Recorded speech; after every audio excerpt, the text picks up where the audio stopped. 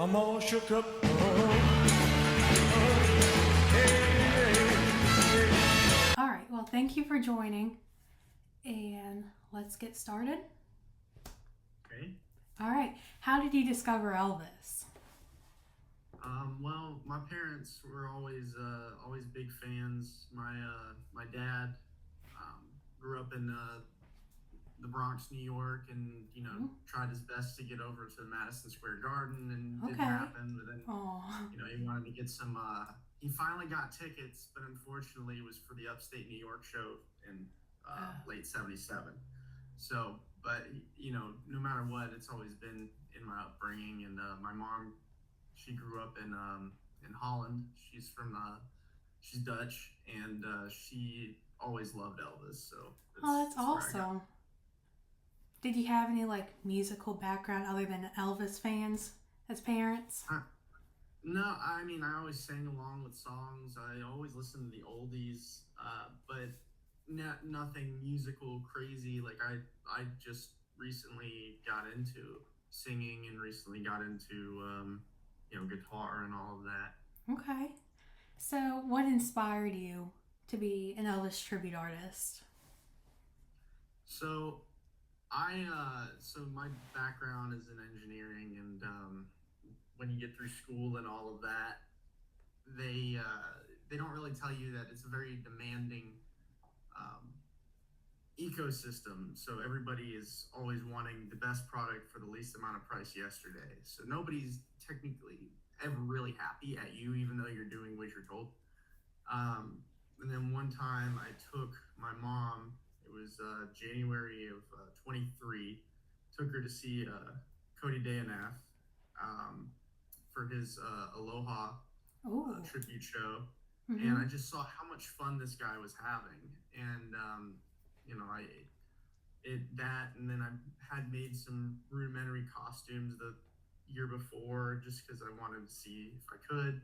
Mm-hmm. And I just thought, hey, this is like what I want to try to do. But coming from my background, I'm always skeptical, like, oh, do I have to pay licensing fees and this and that?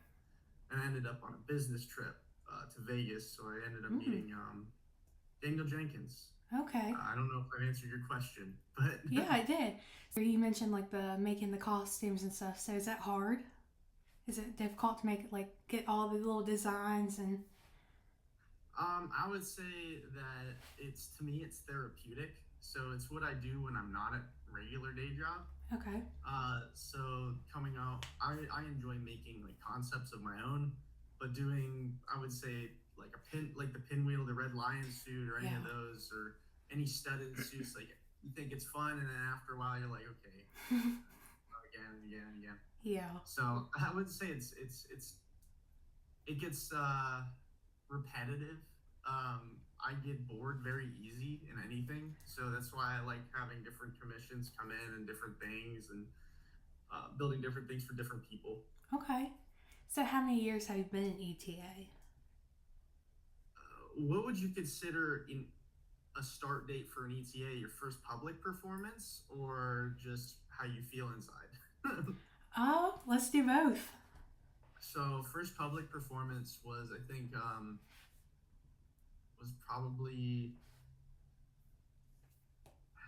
June or July of 23. My first time that I actually, felt like this is really, really cool to do as a tribute was October of 22. Okay. Yeah. Okay. What Elvis song did you fall in love with? The first time you heard it? You'll Never Walk Alone. And I'll make a second answer. Grass Won't Pay No Mind. I love that song. Good choice. Have you ever seen any of his movies? I've seen quite a few. I haven't seen all of them. I know, shame on me. Hey, I haven't either. But yeah, I've seen a couple of them. Do you have a favorite so far? Of the ones I've watched, I'd probably say it's King Creole. Okay.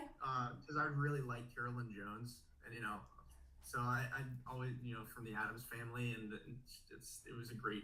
The plot made sense. It was executed great. It had just enough songs, and it was great. Yeah. Now, do you have a favorite album? Um, I can't remember the name of it, but do you remember the one from '71? And it had hmm, I can picture the album art, but it's eluding me. But it Uh, has just slow song. I think it had Early Morning Rain on it, and just easy songs. They were, okay. they were just beautiful. I'm sorry, I No, have no, it's okay. It's okay. there's so many, and they just flash before my Yeah, eyes. That it's are okay. covered, but I can't think of the name. It's all good. So, um, with the ETA world, do you have like any other ETAs that you kind of look up to? If anybody ever asks me who's my favorite ETA, it's always Robert Washington. It always has been.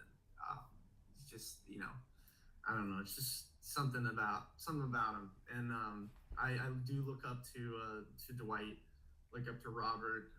There's quite a few of the bigger headliners that I've been collaborating with, and but I've always I met Robert last year at La Crosse, Wisconsin, Okay. which was the Explosion, which is the next one's coming up Yeah. next month, and and then Dwight and I met in Cape Cod last October, and then really got close May at the Empire State Festival. Okay. Are you excited for the lacrosse contest to be coming up?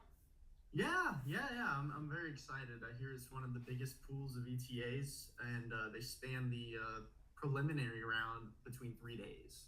Yeah. That's not even finals. That's just preliminary. So yeah, it's gonna be fun, and I have some new suits that I'm working on for myself. Ooh. So we're gonna have a good time. Yeah.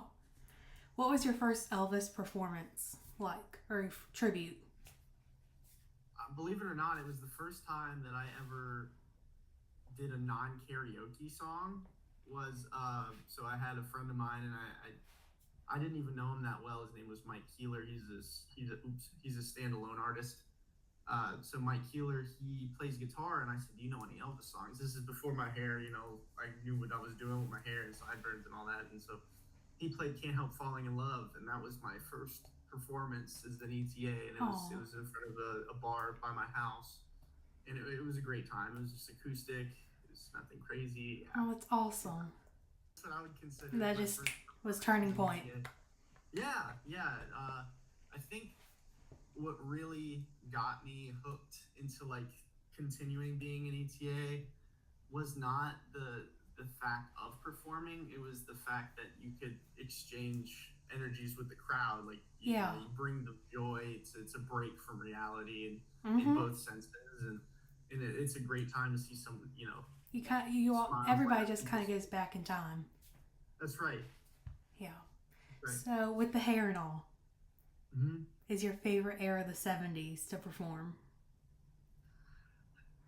So I like it because the movements they're not choreographed, but they are easy to understand. Um, the movements, the hair, I love wearing a cape. That's my favorite thing. But unfortunately, I really enjoy the 74, 75 suits, which Mm-hmm. typically don't have those. But yeah, 70s is where I like to be, mainly because I can't really move like Luke Barnhart or Greg Galloway like that. I can't do that. So fall over. It's a long way down for me. So So, that's 70s is where I'm at. so what's your favorite suit then? Silver Phoenix. Okay. That's my favorite one, and that's one of the ones I'm planning to remake. So we're Okay. making a new one of those, more authentic, full nine with the ribbon, got the right studs and everything, and got Yeah. a custom shell made. So yeah. That'll be awesome looking. Mhm. So, what's your favorite song to perform up on stage? The one I've probably performed at every festival I've gone to. You Don't Have to Say You Love Me. Okay. Yeah. So what's it like getting ready for a show? So I'm very punctual, so I have to state like I will take 3 hours in advance to make sure everything's right. So starting for a show, out of the shower, you gotta make sure your hair is like the right, you towel dry it, get that all like 75% done up. Then you put on your makeup, You let that dry. You finish everything else, and then you maybe about 30 to 45 minutes before you have to go where you need to go. That's when you put on the outfit. And I always put a towel around my neck before, no matter what I'm wearing, just so nothing gets on the collar before. You don't want no makeup there. Yeah, everyone, and it's harder for me. I probably one of the only Elvis tributes that does not like a white suit because I put so much time into making it, and then next thing you know, it's all orange. So yeah. Do you have any like go-to warm-ups for a show? So I had a little trick from one of my vocal coaches, and first things first is that if you feel like if you can, if sing a couple songs, if you feel warm, you shouldn't warm up, because it might mess up something. But I always use, believe it or not, extra virgin olive oil. I just take a teaspoon and I just tilt my head back, and it burns a little bit, but it helps lubricate everything and keeps everything nice and crisp. I didn't know that. Yeah, well, some guys think it's it's a placebo and this and that, and I tell them it's like, well, if it's a placebo, it works for me. So, So do you have any like nerves before? It really depends. It comes and goes, but there's always nervousness. There's always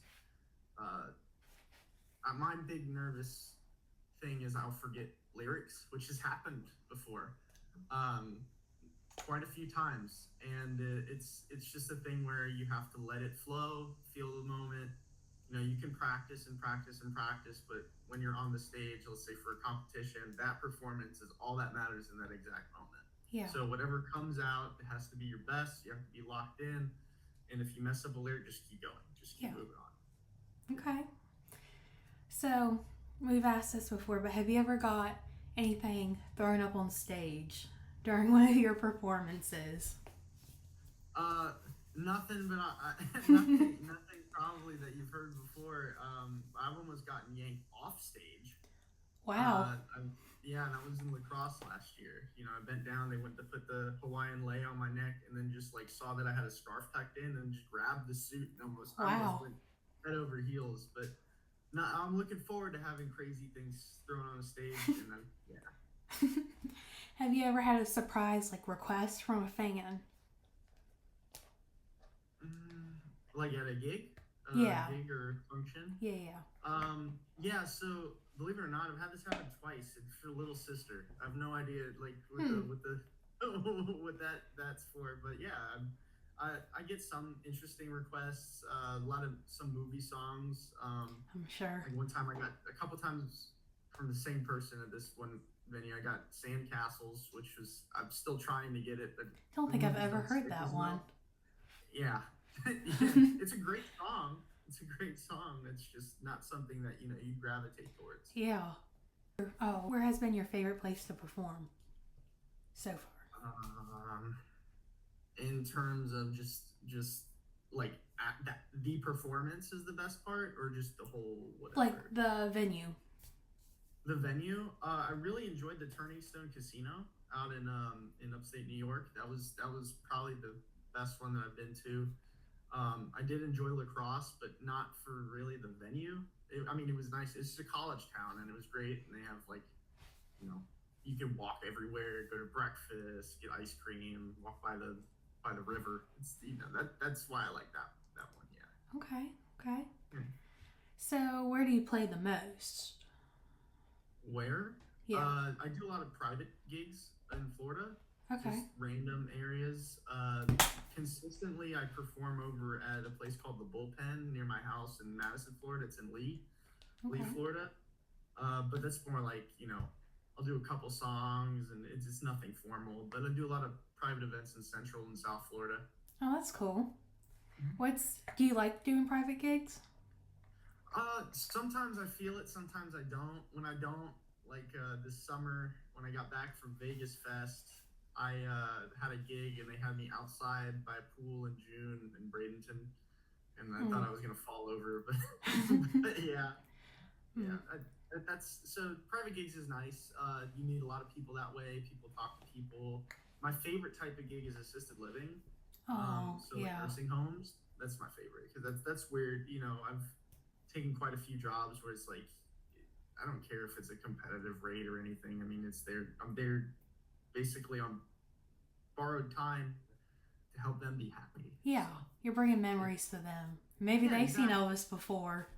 Yeah, and I'm not the strongest vocalist, and you know sometimes the makeup doesn't do justice unless you got stage lights. But it's it's a great feeling Yeah. to help change people's lives. Mm-hmm. Yeah. Mhm. So if you could play one song, like one Elvis song for the rest of the career, what would it be? You'll Never Walk Alone. I'd have to work on it, but yeah, that's probably the best one that I can think of. How come? It's very emotionally driven and it has a great message. Um, you know, every time you can have like Hayden Lynn or Robert Washington, or I'm trying to think of other people who sang it. Every time somebody sings it live and I'm there, I cry Aww. every time, and it just has a hold on me. So yeah, that's my song. I love that song. Okay. So, do you enjoy competing? Big question. No, No? no, no. I don't enjoy competing. I compete because it helps me meet more people. It helps me meet more ETAs. But competitions are one thing, but you know, doing it for the love of it's a totally different thing. Which Yeah. So, do you have like any big shows planned for this year other than lacrosse? yeah, I have another competition up in Angus, Ontario, which is the following weekend. Wow. So I'll be flying up, flying back, and then 3 days later going to Canada. Wow. Yeah, and then I think I have a little bit of a break because then I'll be going to the Louisiana Bayou King Fest, Okay. by Nick Perkins, Mm-hmm. and I believe I'll be at the 100 Elvises again, which is in Baltimore. And then I'm not sure anything else right now. Things change, and then you know a lot of these competitions got turned into straight festivals, so it's like doesn't have the opportunity to come back. Yeah. Yeah. So, have you attended Elvis Week? I've not. No, I've only been to Memphis once, and that was last November. And what was that like for you, going into Graceland for the first time? Oh, it was very. It had a very. It was very clean. It was very, you know, pristine, and it didn't really feel lived in because it hadn't been in a little while. Mm-hmm. But like you could feel the energy there. You could Yes. feel the memories that were made there. My favorite was, of course, you know, the jumpsuits Yeah. at the museum. So, yeah. Yeah. Would you ever want to go to Elvis Week and like compete? Oh, of course. Compete No, though. I stay. Yeah, that's probably the only big reason I would have, unless you know, let's say that my costuming business got so big that you know it became essential for me to advertise and have a booth or something. But what I say, like to Dan Fontaine, to all the other guys, it's like I'll go. Like, oh, why aren't you here? It's like, well, I'll go when I'm invited. I'll go there when I feel like you know it's time. Yeah. Yeah, I would compete if I get to that point where it's like, oh, I pre-qualified or from something. Yeah, of course I'll go. First I'll go. I'll compete and have fun. And after parties are always the most fun part Yeah. of any competition. So it was where everybody can let loose, sing what they want, dance how they want, etc. Mm-hmm. So finishing up, if you could ask Elvis one thing, what would it be?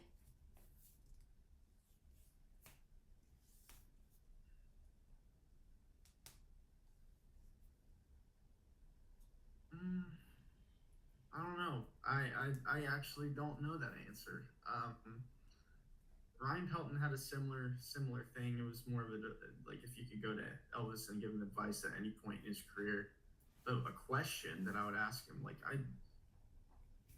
you know, we all think that we know Elvis through all of the people who knew him coming out, writing books, you know, talking about it, you know, all the image that is presented. We really don't know what's going on in his head. Mm-hmm.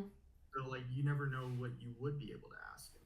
Yeah. If you could. Like I don't have anything in particular because I don't I feel like I'd bother him, you know. I didn't feel like Mm-hmm. you know, why are you asking me that? Like I don't know.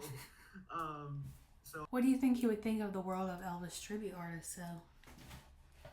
I think that Elvis really would love the passion that a lot of ETAs have. If that, you probably think it's a little weird, but I think he would enjoy, the people that have passion for what he did.